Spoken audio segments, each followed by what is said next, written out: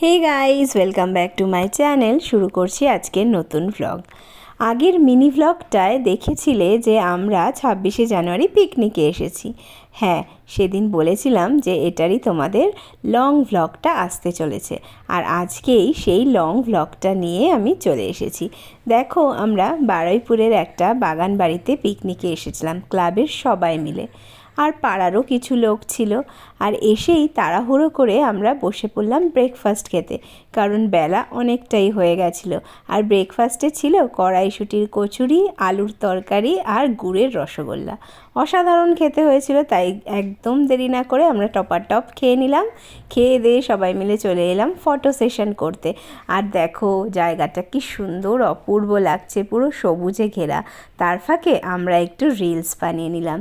আর তোমরাই বলো তো, আমরা এখানে কোন গানের রিলস বানাচ্ছি, দেখি বুঝতে পারো কি না। নাচটা দেখে আশা করি বুঝতে পারবে যে আমরা কোন গানের রিলস বানাচ্ছিলাম।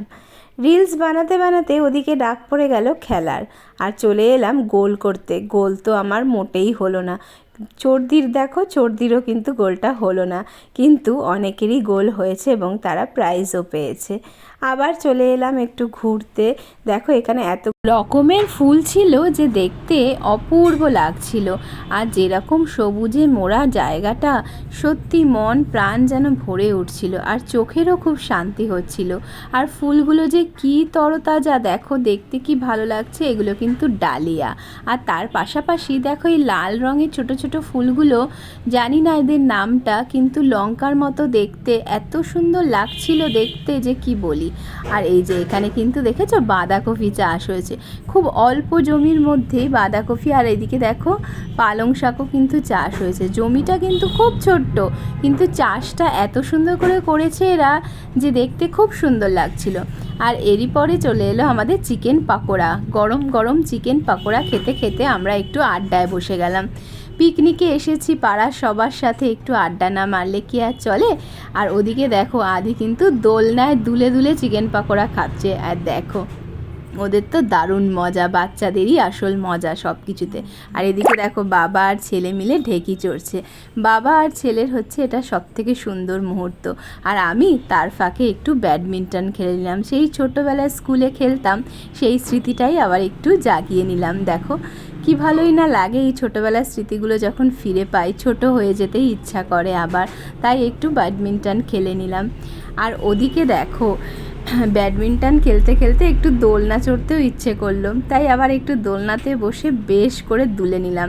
আর আদিরা ওদিকে ফুটবল খেলছিল, খেলতে খেলতে দেখো জলের মধ্যে বলটা পড়ে গেছে, আর কিছুতেই ওরা তুলতে পারছিল না। বোটে করে লাস্টে যেতে হয়েছে, কিন্তু সেটাতেও ওরা কিন্তু খুব বকা খেয়েছে, কারণ ওই জলটার মধ্যে নামার কিন্তু একদমই পারমিশন ছিল না।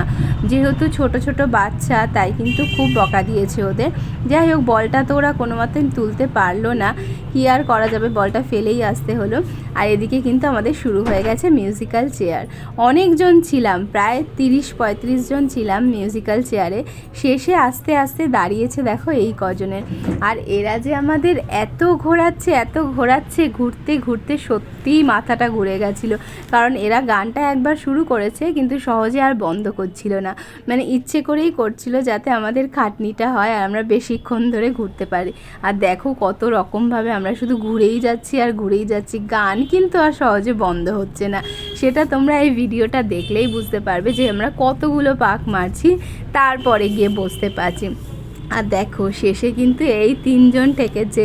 হ্যাঁ, ঠিকই ধরেছো, আমি একটা প্রাইজ পেয়েছি, আমি এখানে 3rd হয়েছি। ভিডিওটা দেখলেই বুঝতে পারবে যে এক পাক জাস্ট এগিয়েছি, আর তখন গানটা বন্ধ হয়ে গেছে। আর যেই গানটা বন্ধ হয়ে গেছে, পিছনে ফিরে তো আর আমি বসতে পারবো না, তাই কিন্তু আমি আউটটা হয়ে গেলাম। জাস্ট তোমরা দেখো। যাই হোক, প্রাইজ তো একটা পেয়েছি, 3rd হয়েছিলাম আমি, তো 3rd প্রাইজটা আমি বাড়িতে নিয়েই এসেছি। এইবার দেখলে তোমরা বুঝতে পারবে। এই দেখো, দেখেছো মিউজিক্যাল চেয়ার কিন্তু পুরোপুরি লাকের ব্যাপার, কখন গানটা থামবে সেটা কিন্তু কেউ জানে না। আর এদিকে চলে এসেছি লাঞ্চ খেতে, আর অনেকটা বেলা হয়ে গেছিলো, প্রায় 4টে 4:30 বাজে, তখন কিন্তু আমরা লাঞ্চ করেছিলাম, কেন খেলতে অনেকটা টাইম চলে গেছে। আর এই যে দেখো পেছনে সর্দিরা বসেছে আর সামনে আমি। আর অমিতবাবুকে তো আমি খুঁজে পাইনি, সারাক্ষণ সে যে কোথায় ছিল জানি না। আর এই যে দেখো ফিশ ফ্রাইটা খেতে খেতে আমি একটু তুলে নিলাম ছবি। আর আমাকে বলছিল যে তুই এইটুকু কেন নিয়েছিস, আর একটু বেশি নিয়ে তবেই না ক্যামেরায় ভালো উঠবে। আছি না, একদমই না, আমি এত বেশি খেতে পারবো না। আর শেষে চলে এলো বাচ্চাদের কবিতা বলার পাড়া, সবাই এক এক করে দাঁড়িয়ে সুন্দর করে কবিতা বলতে শুরু করে দিল। এই দেখো আদিও কিন্তু লাইনে দাঁড়িয়ে পড়েছে, আর চটপট করে নিজের বানানো কবিতাটাও বলেই ফেললো। কবিতাটা আমি তোমাদের এখন শোনাতে পারলাম না, অন্য দিন কোনো দিন কবিতাটা আমি শোনাবো। আর দেখো পাশের ছেলেটি দাঁড়িয়ে কি সুন্দর করে মিষ্টি মিষ্টি হাসি হাসছে। আর শুধু কবিতাই বলেনি কিন্তু, তার সাথে কিন্তু সবাই প্রাইজও পেয়েছে একটা করে। আর প্রাইজ পেয়ে যে কি খুশি সবাই, দেখো ওদের মুখটা দেখলেই কিন্তু বোঝা যাচ্ছে যে প্রাইজ পেয়ে ওরা কতটা খুশি হয়েছে। সত্যি প্রাইজ পেলে কার না ভালো লাগে, তাই আমিও কিন্তু একটা প্রাইজ নিয়েই নিলাম এবার। এই দেখো মিউজিক্যাল চেয়ারে যে থার্ড হয়েছিলাম সেই প্রাইজটাই আমি কিন্তু নিয়ে নিলাম এবার। চলো ব্লগটা কেমন লাগলো অবশ্যই তোমরা জানিও। সবাই সুস্থ থেকো, ভালো থেকো, ব্লগগুলো অবশ্যই দেখতে থেকো। চলো দেখা হবে পরের ব্লগে, টাটা।